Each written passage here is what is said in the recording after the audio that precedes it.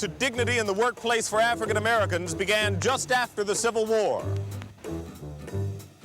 It crossed the bluegrass of Kentucky, went deep into the Pennsylvania coal mines,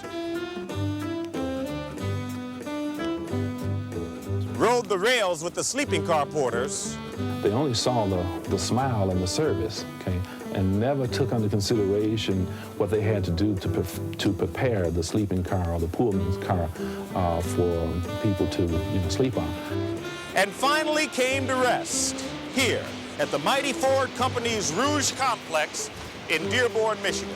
There was 13,000 men working in the Dearborn Iron Foundry, and I would guess that of that number, 90 to 95% of them probably were African Americans. On this program, we'll take a look at how African Americans got into the business of signing union contracts, from the days of the sleeping car porters to the organizing of the Ford Motor Company. Our program, From Randolph to the Rouge, Blacks in the Union Movement. I'm Emory King, inviting you to join us.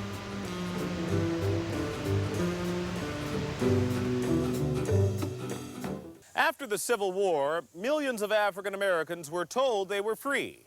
Most, obviously, had no jobs. The large majority were trapped in southern states with no jobs and no sense of direction. Furthermore, they were prevented from traveling from state to state in search of work because of strict vagrancy laws. Realizing the danger of having 4 million people unemployed in the Deep South, the federal government set up the Freedmen's Bureau. It was an effort to do two things: find jobs for former slaves and provide some help for former slave owners. And this contract is believed to be one of the first union contracts signed by African Americans after the Civil War. Each individual plantation owner would have a contract, and the families, the individual families, would agree to the conditions of the labor contract. Like the UAW, where at the end of the year, a contract would have to be agreed upon. And the concept of the sharecropping agreement, it was very good in that it satisfied the needs of both, had it been utilized in the way it was written. The contract was flawed because the plantation owners would often run the workers off at harvest time to keep from paying them. The system was often called slavery without whips.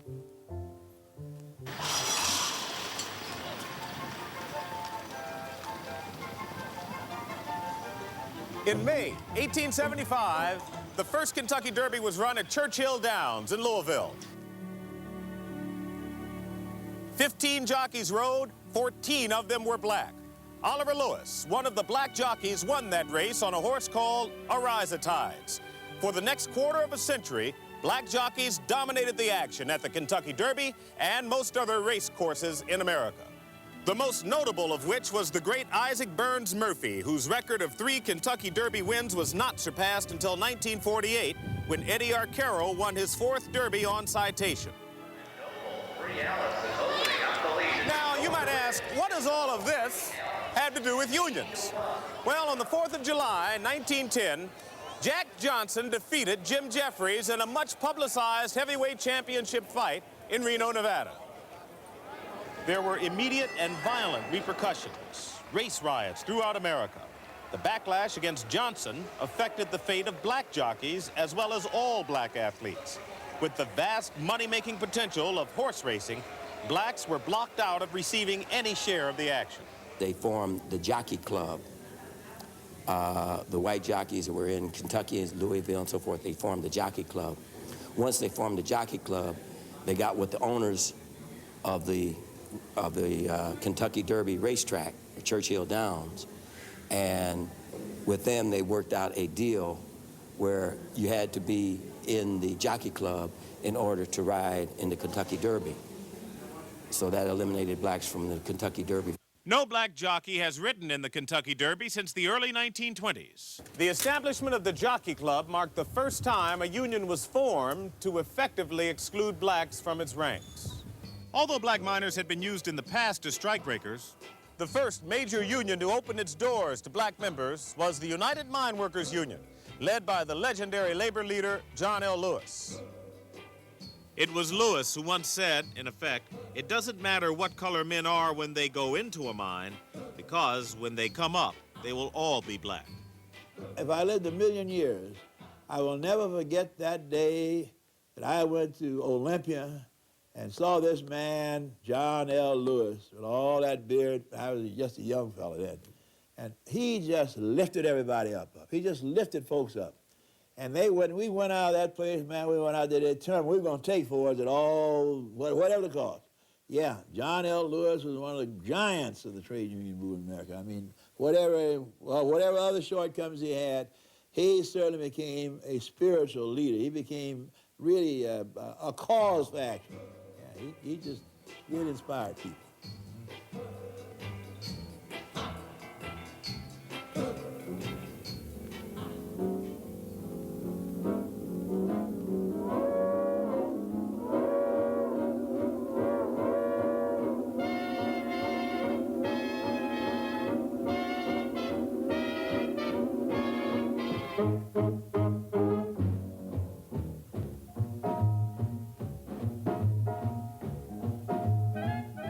In the early 1900s, a proud group of black men crisscrossed the country by railroad, doing whatever they had to do to make life easier for the millions of people who paid very good money to ride in one of Mr. George Pullman's sleeping cars. Most people looking at the porters, they only saw the smile and the service, okay, and never took under consideration what they had to do to prepare the sleeping car or the Pullman's car for people to, sleep on.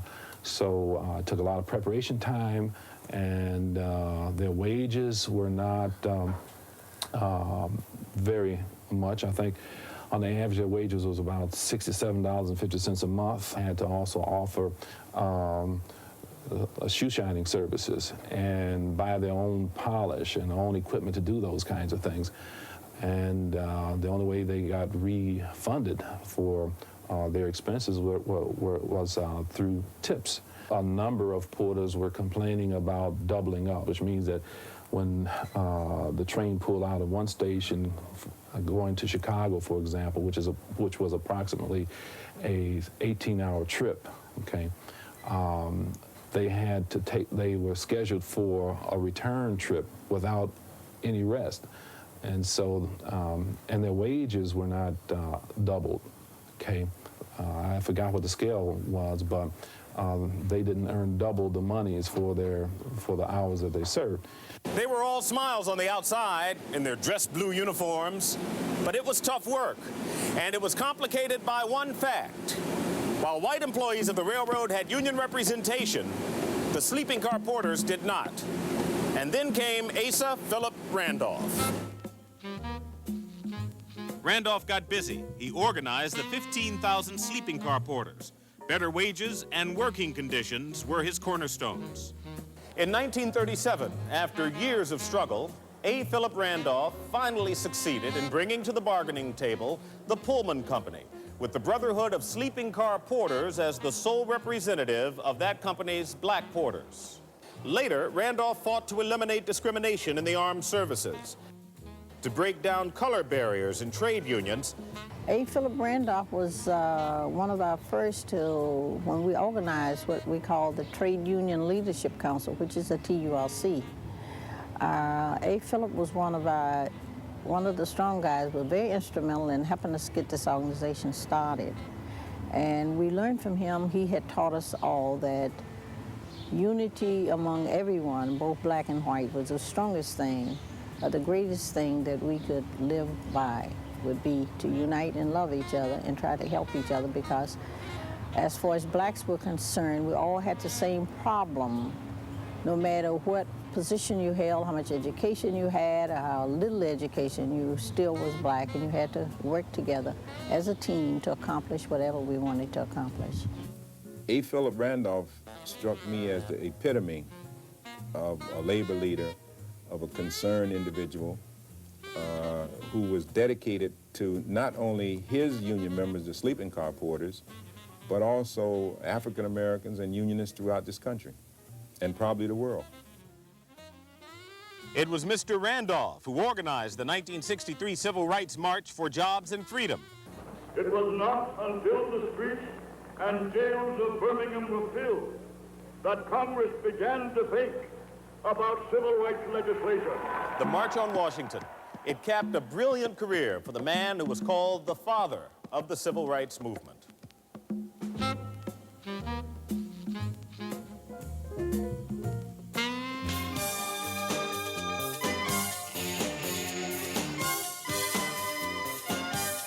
In 1941, the UAW did what Henry Ford said would never be done.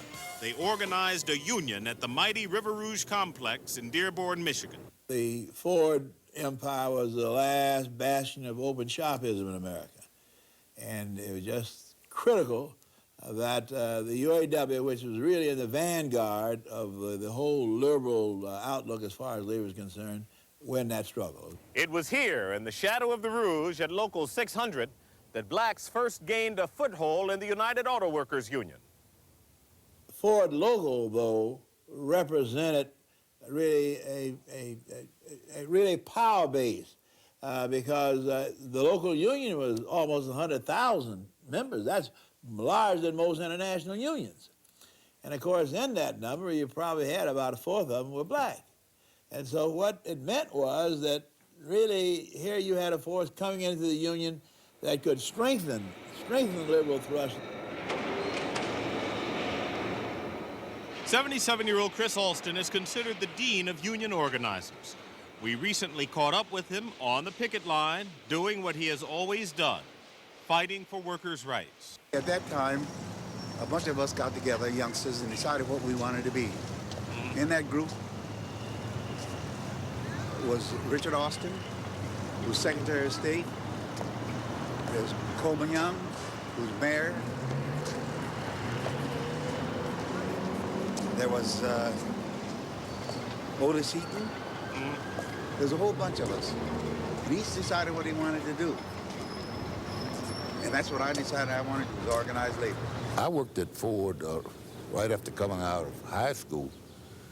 I went over as an electrical apprentice in 1936,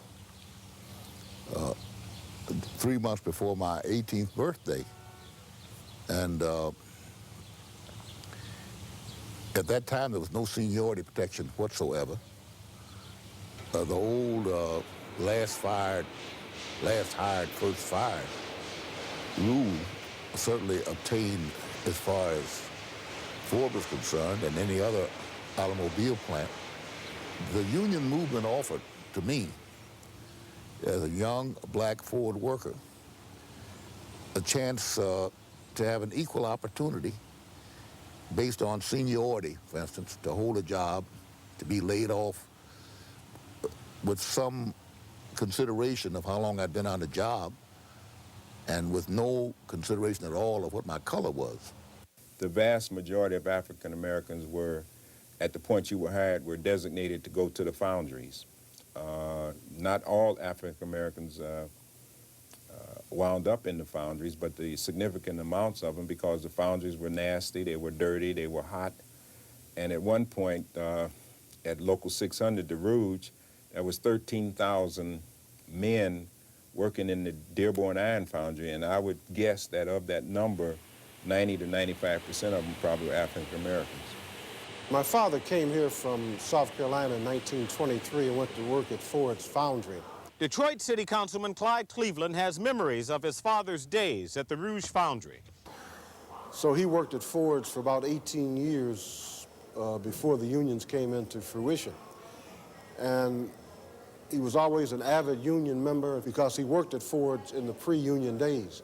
Young people getting a job at a factory or getting a job wherever the union is, they have no idea what went on before them. They think always that you had vacation time and relief time and sick time, and that you had Blue Cross and Blue Shield and hospitalization insurance and so forth. And they don't realize what the labor union movement has done for the working man.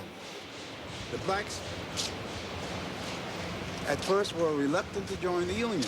There were workers in the Ford Motor Company who were getting more money, black workers, than were some of the white workers in the white shops. And there were black workers in the Ford Motor Company, despite its discrimination, who had better jobs than the organized shops. So they said, why should we come in? What is there for us? So we had to point out to them that they had a historic role. And that historic role that to use their power and their strength to help their brothers and sisters in the other unions. They finally agreed to that. And when they agreed to it, the battle was on. And one of those battles took place right here on Miller Road when Ford Security Chief Harry Bennett's men attacked a bunch of union organizers on that bridge. The battle made headline news and got the union the attention it needed. March 21st, 1941, 83,000 workers from Ford's Rouge complex took a vote on union representation. 81,400 voted to have a union, and the battle was won.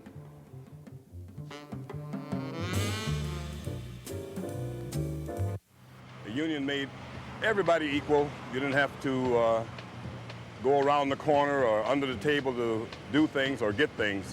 Everything was brought right above board, and you had a chance to educate yourself and advance and do things. It has improved our life, the standard of living. We're in progress. We live in different neighborhoods and this and that, and I think it's just great for this country. And the union was a organization that, at that time, and it should still be, where fair play was involved, and gave everybody an opportunity to do something good for yourself. Although Walter Reuther was at the forefront of the struggle to organize the Rouge, some people believe he slowed the progress of African Americans in their move to the top positions in the UAW. He did a lot of things for the labor movement. All of the Reuther family did. But Reuther coined the phrase, and I'll never forget that, of discrimination in reverse. When we first raised the question of black in the leadership, it took us 25 years to get a black vice president in UAW. And Jack Edwards was that vice president. And it was Walter who held us out all of those years. And if you go back to the early days of our organization, sadly, in those days, the reflection was the same as it was throughout society. There was a great deal of segregation in this society, and certainly that had its reflection within our organization as well as every other one. It was not right to keep African Americans or any race of people designated or regulated to one level in regards to leadership. At that point, there never was any possibility of an African American like myself or others to subscribe to becoming a vice president or president of this great union of ours. The lessons learned on the picket lines, in the union halls, and in the courts have affected African Americans living in Detroit more than in any other city in America. Local unions really became the training grounds for people who were going to be activists in the union, leaders in the union, but of equal importance in the communities and in the political structure of the communities. Nathan Conyers, owner of a Ford dealership downtown Detroit, whose father, John Conyers Sr., was an early union organizer, recently talked about the labor movement and its impact on Detroit politics.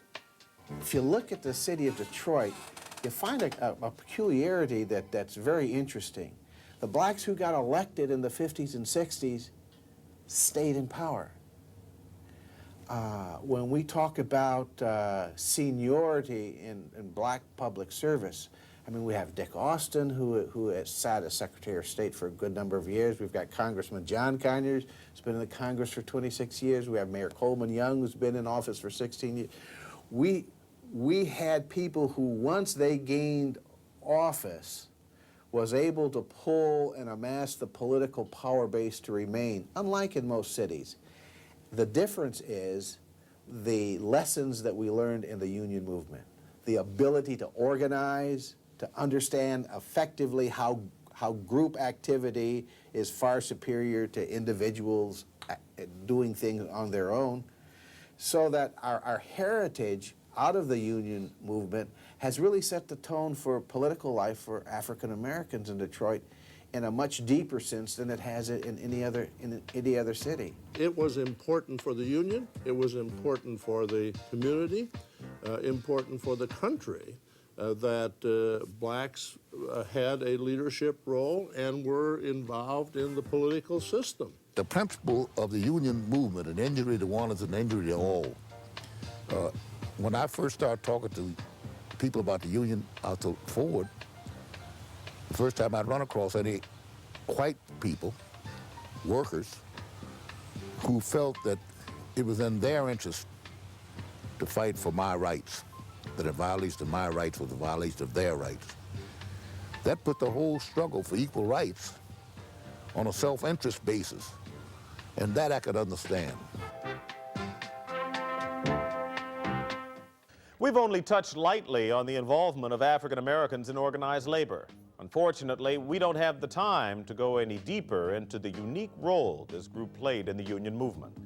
Consequently, there are many Detroiters, living and dead, who you did not see in this program, but who made a considerable contribution to progress. Among them, Nelson Jack Edwards, Shelton Taps, Hodges Mason, the Reverend Charles Hill, Geraldine Bledsoe, Robert Buddy Battle, Mark Stepp, and others. If you'd like to learn more about blacks in the union movement, we'd like to recommend these books for your consideration. Organized Labor and the Black Worker by Philip Foner, and Black Detroit and the Rise of the UAW by August Meyer and Elliot Rudwick. I'm Emory King. We hope you've enjoyed our presentation. Thanks for joining us.